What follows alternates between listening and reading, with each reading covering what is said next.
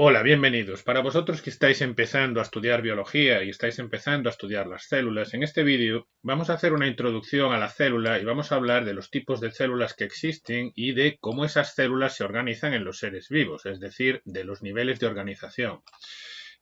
Vamos a encontrarnos fundamentalmente tres tipos de células, que son estas tres que veis aquí, ¿vale? Pero antes de nada, vamos a explicar qué es una célula. La célula la podemos definir como la estructura viva más pequeña que es capaz de llevar a cabo las tres funciones vitales. Ya deberíais saber que las tres funciones vitales que diferencian a los seres vivos de la materia inerte, de las cosas que no están vivas, son la nutrición, la relación y la reproducción. Un ser vivo es capaz de nutrirse, de alimentarse, es capaz de relacionarse con el entorno respondiendo a distintos estímulos que se le puedan presentar y es capaz de reproducirse. Entonces una célula va a ser la parte viva más pequeña capaz de llevar a cabo estas tres funciones, ¿sí? ¿Qué partes nos vamos a encontrar en una célula? Fijaos que los tipos de células que tenemos, ahora hablaremos de ellas, son aparentemente muy distintas, pero sin embargo, todas tienen en común estas tres cosas que os he puesto aquí. En todas las células nos vamos a encontrar una membrana plasmática, que es una capa delgada que recubre el exterior de la célula. Fijaos aquí, en esta célula animal, la tenemos aquí en azul, es esta capa de aquí.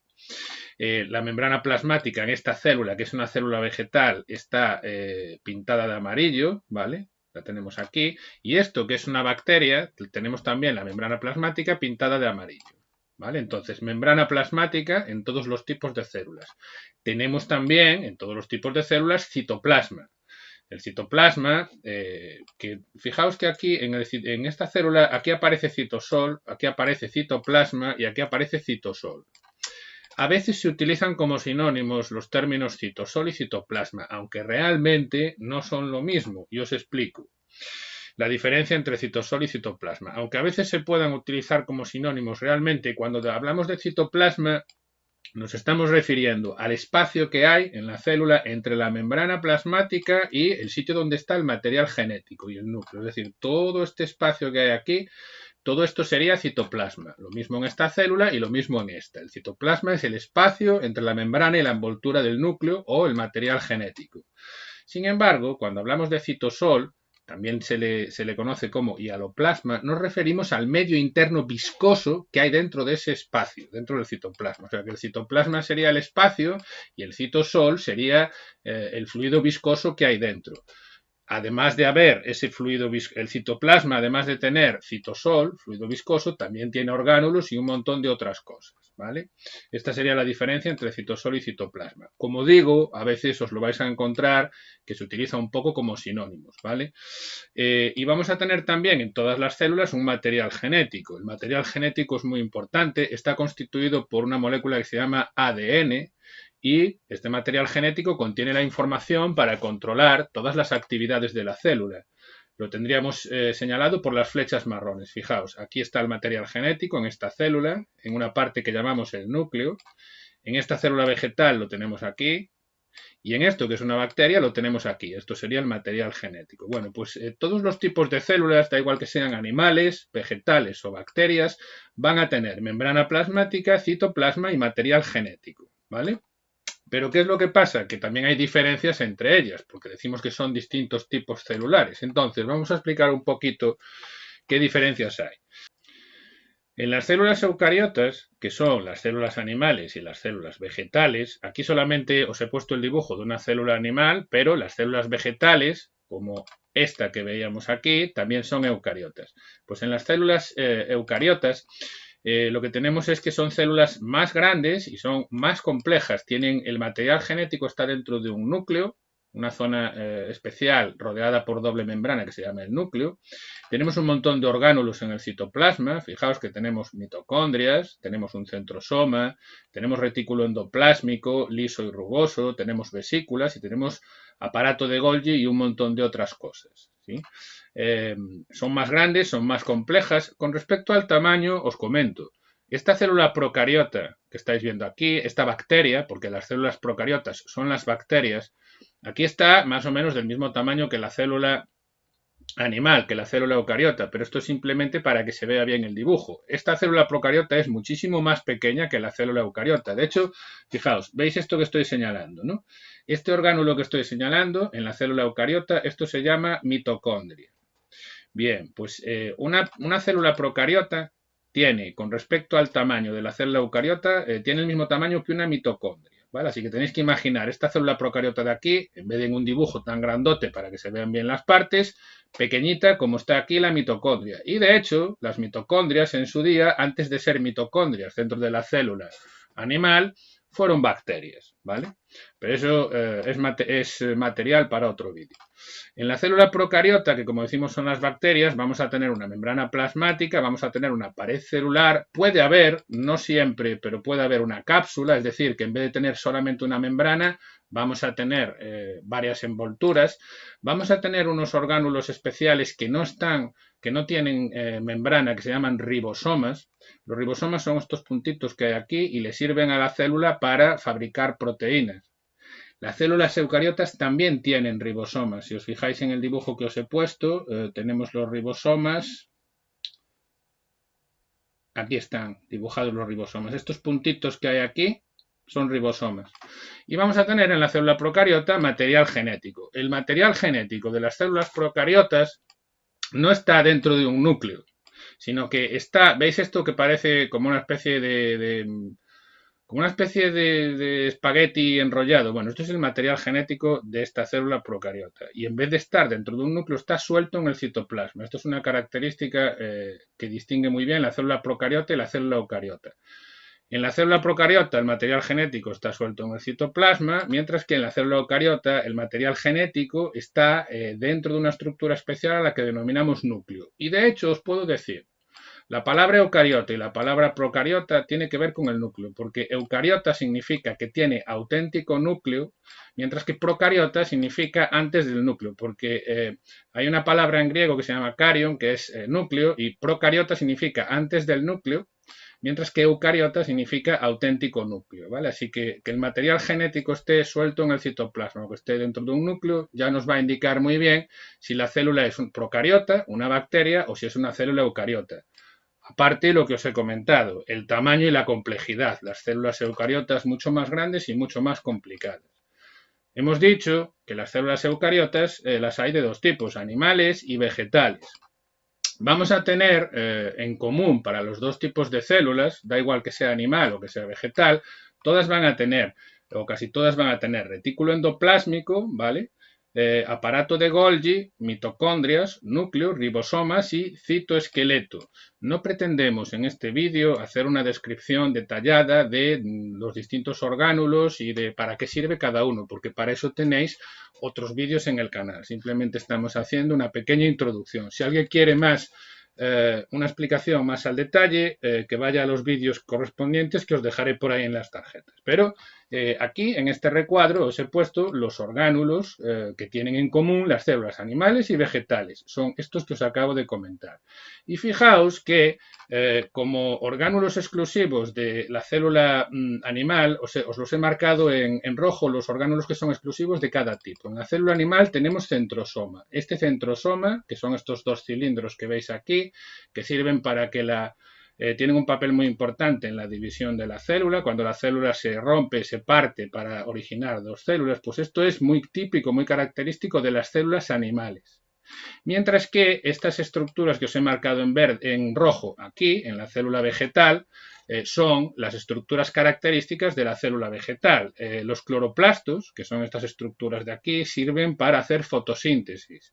Los animales no podemos hacer fotosíntesis, solamente los vegetales hacen fotosíntesis. Por lo tanto, si una célula tiene cloroplastos, va a ser una célula vegetal. Las vacuolas no son exclusivas de las células vegetales. Fijaos que aquí esto que estoy marcando ahora es una vacuola y las células animales también tienen vacuolas. Lo que pasa es que las vacuolas de las células animales son muchísimo más pequeñas, ¿vale? Si una célula nos encontramos una vacuola muy grande, con un gran tamaño, de forma que ocupa una parte muy importante de la célula, esto va a ser seguramente una célula vegetal. Y hay una cosa que ya nos indica perfectamente si es una célula vegetal. Si tiene cloroplastos y si tiene pared celular, es una célula vegetal, ¿vale? La pared celular es esta envoltura que está dibujada en verde, que está por encima de la membrana plasmática. Os he dicho antes que todas las células tienen una envoltura externa, la que llamamos membrana plasmática. Esta célula animal tiene una membrana plasmática, pero fijaos que por encima de la membrana plasmática no hay nada más, ¿vale? La membrana plasmática de esta célula animal que estoy señalando ahora está en azul y solamente tenemos la membrana. Sin embargo, aquí, la membrana plasmática que está dibujada en amarillo en la célula vegetal, por encima de la membrana plasmática hay otra envoltura a la que llamamos pared celular. Bueno, pues estas tres cosas, la presencia de cloroplastos, la presencia de vacuolas de gran tamaño que ocupan una parte muy importante del citoplasma y la presencia de pared celular son cosas típicas de las células vegetales. Y ya para terminar el vídeo os comento los niveles de organización. Cuando hablamos de niveles de organización, nos referimos a que hemos dicho que las células, los seres vivos, estamos hechos de células. La célula es la parte viva más pequeña, que es capaz de hacer nutrición, relación, reproducción. ¿Qué es lo que ocurre? Que las células para formar seres vivos pueden estar aisladas y entonces decimos que hay seres vivos unicelulares. Un ser vivo unicelular es el que está hecho de una sola célula, ¿vale? Son los seres vivos más simples. Una célula vive independiente, realiza esas funciones que hemos comentado y ya está. Sería, por ejemplo, un paramecio. Pero también ocurre que las células se pueden juntar entre ellas para originar a los seres vivos pluricelulares. Pluricelular significa muchas células. Nosotros, por ejemplo, somos pluricelulares porque estamos hechos de millones y millones de células. Los seres vivos pluricelulares son los más complejos. Son los animales, son los hongos, son los vegetales, ¿vale? Y las células de los organismos pluricelulares normalmente se suelen especializar para llevar a cabo distintas funciones.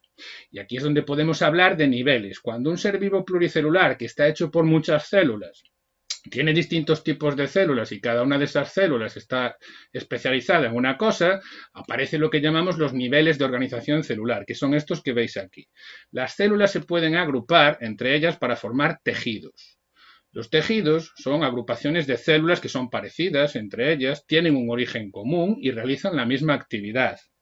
Un ejemplo de tejido sería, por ejemplo, el tejido nervioso. El tejido nervioso está hecho de neuronas y está hecho de otras células a las que llamamos células de glía y es un tejido que está especializado en generar y transmitir corrientes eléctricas a las que llamamos impulsos nerviosos. Está dentro de nuestra nuestro sistema nervioso está hecho de tejido nervioso y es el que nos permite recibir estímulos del medio, pensar, es el que controla el resto de los aparatos y sistemas y demás. Otro ejemplo de tejido sería, por ejemplo, el tejido muscular.